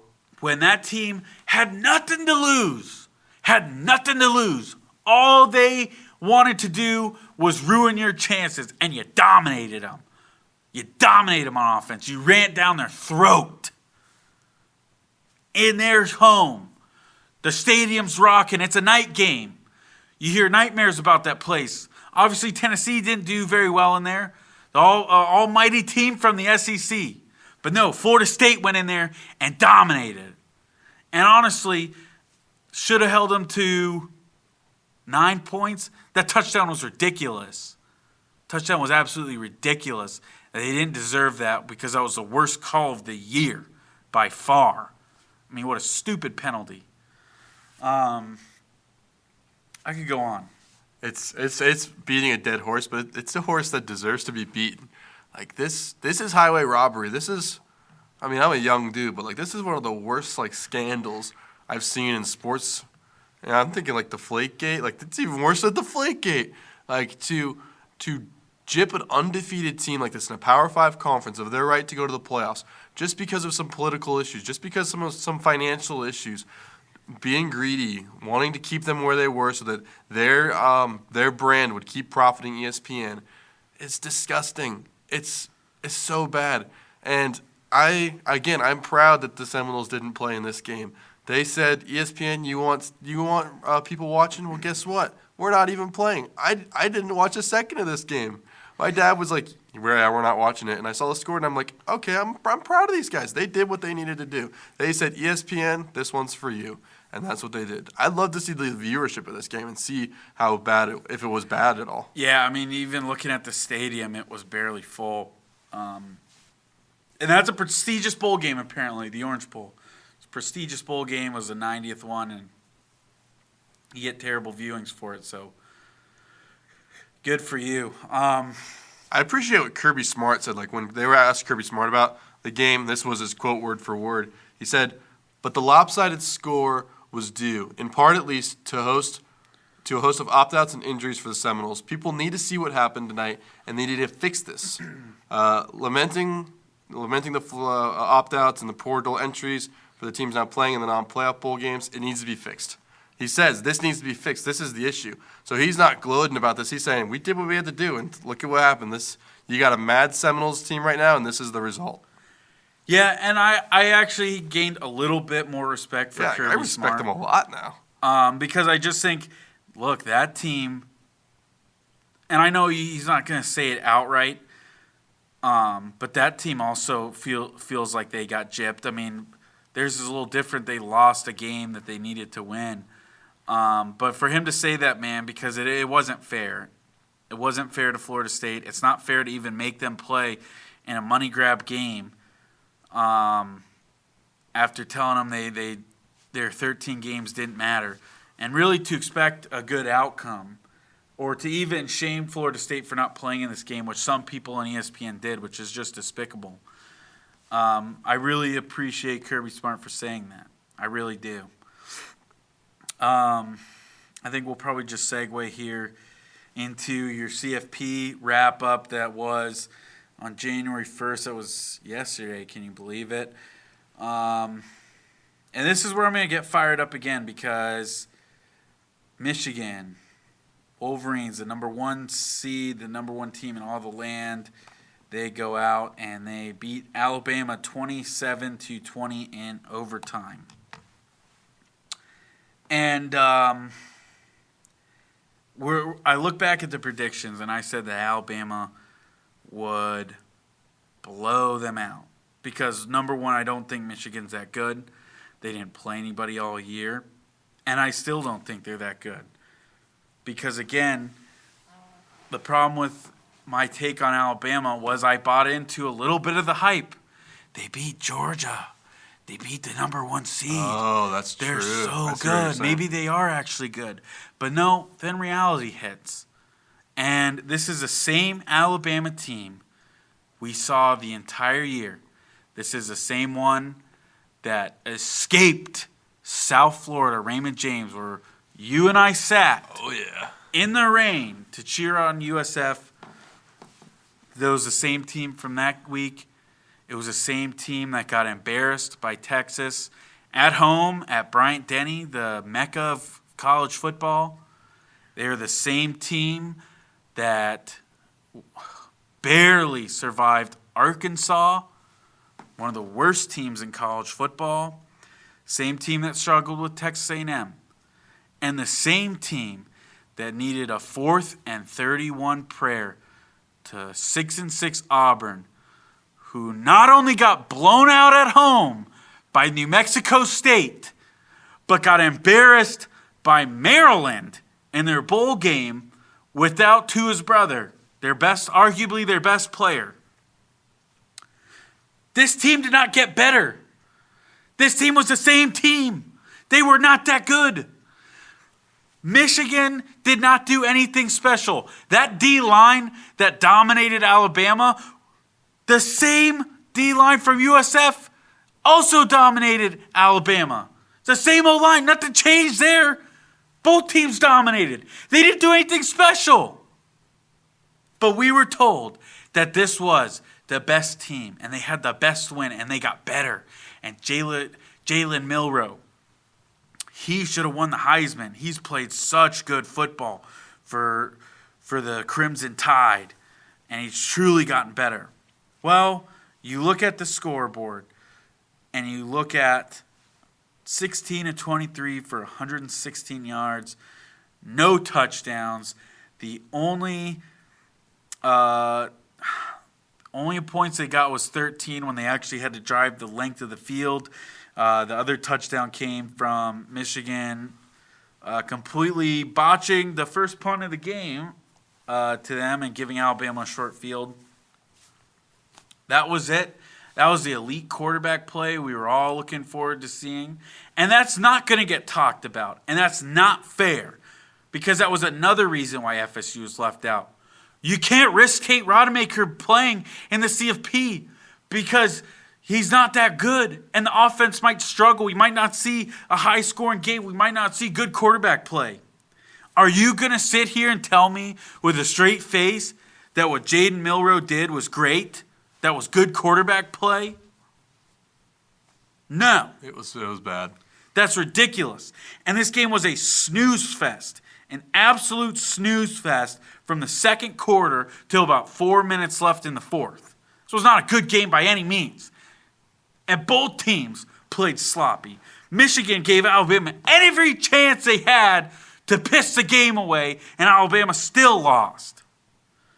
This wasn't a great Michigan team. Plenty of teams have dominated Alabama on defense. They didn't do anything special. Their offense played like trash for half the game. There's no big plays. The closeness of this game sucks too in the end. Like, it was a very entertaining game in the fourth quarter and then going into overtime. Like, I was listening to it on my radio. Like, I was like, I ain't paying for ESPN. So I'm sitting on the couch with my headphones, and I'm like, wow, this is pretty intense. And that's the narrative that's going to be remembered in all of this. Not that both these teams were crappy. Not that Alabama didn't even deserve to be here. It's the closeness, the rivalry, the new amazing chapter of this extremely close game, how exhilarating it was. When in reality, it was a game that reminds us that this was Florida State's spot to have. Yes, and that's the thing. It just fired me up because I almost wanted Alabama to go in and blow the brakes off of Michigan. I almost wanted that because at least I would go, well, maybe I don't think Florida State could have done that. But you're really going to tell me that Florida State could not have scored 20 points against Michigan? Couldn't have put up the same numbers? Couldn't have made it close? You don't think Florida State's defense could have kept Michigan in line just like Alabama's did? I mean, you got to be kidding me. And I know it comes from, this is mostly just from the Latter-day Saints of the SEC, the cult that is the SEC, where they want to tell you this was a close game and that Alabama was good and they showed they deserved to be there. Well, that is a pile of crap because I don't see any difference from the ACC championship game when that was such a boring game and it was a low-scoring game and nobody wants that. I didn't see any difference, and you're lying to yourself if this was some kind of instant classic. Now, I don't really care if I offend you. I don't think you can be a fan of your team. You can be the biggest fan of your team. But I do not understand the cult that is the SEC. I really don't. It is truly an echo chamber. It's like, wow, this SEC beat that SEC team. Like, I've been on the fence about it, but if you need a reason to believe it, this playoff experience has proven it so far. What SEC teams do we have in the playoff right now for the championship game, the big game a couple weeks from now? None. There's people. They're not there. There's people who aren't fans of Alabama or Texas, but are genuinely upset that the SEC isn't represented. I don't give a darn who's in the ACC conference, and I don't actively root for them. I don't root for them at all. I don't care what they do. And if Florida State moves to the Big Ten, I'm not going to root for the Big Ten. I'm going to root for my team. Like, I even saw somebody from Ohio State. It was an Ohio State fan on Twitter, and he went to the Cotton Bowl. And as he was leaving and going to the airport, a Missouri fan went up to him and said, "You guys are in for another tough day tomorrow," in reference to the Peach Bowl between Penn State and Ole Miss. Excuse me? That's weird. Excuse me? I don't care what the other teams do. I don't. And what other sport are we doing that? We're not like, man, are you ready for what the Yankees are going to do to you tomorrow? I don't want the Yankees to win the World Series. We don't do that. I want that team to suffer a 162-loss season if I could. If I had 3 wishes from a genie, I wish every team, the Yankees, the Blue Jays, the Orioles, the Red Sox, I wish they would lose every game, every single year. And I do hear that argument a lot where it's like prop up the conference. Like I've heard it even like in friend groups. It's like why do we think that? Like I think that's just something that's been ingrained in us as college football fans. And this is what's ruined college football, and this is the problem right here, is you have these people who think that the SEC is so great, when in reality, they lost to a Michigan team that gave them every chance to win. And I see no difference if you put Florida State in there. I see no difference. And that's what's not fair. And I'm sorry, if you're listening and you're the biggest SEC fan in the world, you love the SEC, be honest with yourself. Be honest with yourself, because that Alabama performance was not deserving of the CFP. It was not. If you don't like it, hit me up on Twitter or Instagram, and I'll argue with you all day. But we got to get to the next game. Happened at midnight? The game started at midnight on January 1st. It was the other playoff game, Washington and Texas. Pretty decent game. Washington comes away with the win, 37-31. It was close the whole way, too. That's what I appreciated about it. Like, tied at halftime. Yeah, it was a fun game. A little disappointed in Texas. Again, I picked Texas, believe it or not. I mean, they are 2024 SEC, so what do you expect? Yeah, what do you expect? They are SEC, so they should have won, I guess. No, man, Michael Penix, what a game from him. I know we've talked a lot of good about him, but what I saw from it, dude, Texas was playing some lights out coverage, and he was putting the ball in the spot where only the receiver could get it, just every single throw. And I genuinely feel bad for the Texas DBs because they really did play great games. They did, but Michael Penix just has a cannon and was threading the needle on every throw, and I think they got it wrong on the Heisman. I'm really excited for Michael Penix. Like, my Tampa man, like, wherever you play in the NFL, I'm rooting for you. Yeah, Even if you're a Saint. Oh, I don't know about that. But the Bucs. Hey, I'm rooting for Jameis Winston as a Saint. It's not out of the question. You're right. But Jameis is... He's a different story. That's a little different. Michael Penix didn't play for my favorite teams. Michael Penix didn't play for USF. Outside of that, man, really nothing too crazy. I think the last sequence, I really think Texas should have won, actually. They're gifted by Washington totally mishandling the ball with a minute left. They end up getting their running back hurt, which stops the clock, and they give the ball back to Texas with about 15 seconds left, down 37-31. And then the long snapper runs into the Texas punt returner, which gives them an extra 15 yards. 2 plays later, Texas is at like the 25-yard line. And then I think they ran the worst 4 plays I've ever seen. One was like a swing pass to the running back that got no gain. Then it was like an overthrow. Then Quinn Ewers had to throw it away. The O-line let somebody come in scot-free, and then another fade to the end zone. So I think Texas kind of blew it, to be honest with you. Washington definitely had a scare and definitely both teams mishandled that final minute of the game, in my opinion. Washington's kind of done that this year. They know how to escape with that. So we'll see if luck continues with them and going into their next game. The last game they've won by more than 10 was I saw that stat September. Today. Yeah, I think it was like 10 or 14, and it was almost the whole season. Yeah, so but they're clutch. That's sometimes that's okay. Winning on the field matters more than the eye test. Win your games. Doesn't matter what the score is. Find a way to win. And that's the funny thing is that's exactly what Greg McElroy said on ESPN after the game is Washington has had some close games, but they found a way to win. Sounds like another team this year does. I wonder who found a way to win every game. But I've said my piece. I've probably said a little too much. Probably offended people. No, I think it's just right. That's one of those things. I guess I don't know. I'm really taking my shots. I'm gonna be carrying that to my sports grave, man. This is gonna haunt me for a long time.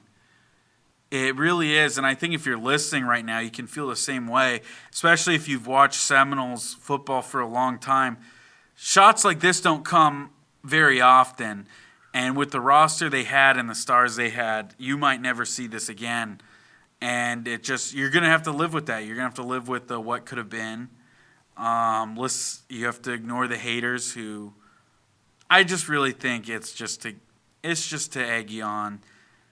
Because if you really after all this think that Florida State didn't deserve it and they didn't get robbed and even that the bowl game is some proof that they didn't deserve it, then you probably don't know football as well as you think. And that is just the honest to goodness truth.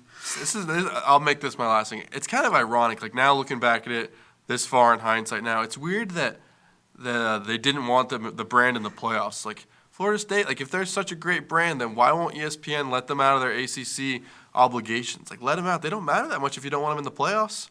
But clearly they matter enough to keep them in the ACC. So I mean, that's kind of my thing. There's a bit of irony there. So yeah, that's a good point, man. If you don't care about them, then why make why? You sure love the money they're making you. Let them go to the Big Ten then. Yeah, free them. They don't want to lose it because it's a big brand, despite what people say.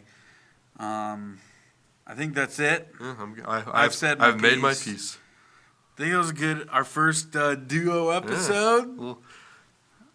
But sooner than later, we'll be back to TV3. Yeah, we'll be back to TV3. TV3. Holidays are dying down. I think next week we'll all be back. Next week, me and Colby are out of town, so we might do a Wednesday show next week. Wednesday show? Yeah. Hey, that's fine by me, man. Maybe it'll just be a solo. Maybe you'll just get to hear me rant. TV2. TV1. TV1. But thank you guys again for listening. Don't forget to watch your Tampa Bay Lightning this week. You want to do the prediction for the bowl or the championship game? Oh, thank you, Joel. I was about to end the show. You were closing it out nice too. I was like, I'll just let him have it. Thank you, actually, because National Championship Monday, January 8th at 7:30. I actually moved it up a little bit. Usually that game starts at 9. It probably will anyway. I hate that it's a Monday night start. Give me Saturday NFL. This is my last rank. It's Saturday. NFL, let them have Saturday nights for this game. Yeah, it's just wrong. Like NFL is a jerk. Yeah. Maybe one day. Like, this game happens, and I forgot it happened. I turned it on by, like, halftime. I don't know. At least it's not super late this time. Yeah. Both commercials, it might go till 2 in the morning. Colby from Beyond the Grave, he said, Washington he's picking the Huskies. What do you think, Joel? I want to go Washington, but, Michigan might be the big bad enemy this year, and they might finish it. I want Washington. Like, I love my Tampa QB, but I'm going to go Michigan. Like, I'm picking this from my heart right now. I'm going Michigan. Yeah, you know what? I 100% agree with you. They're the big bads. I think Michigan did just about everything wrong against Alabama, still found a way to win.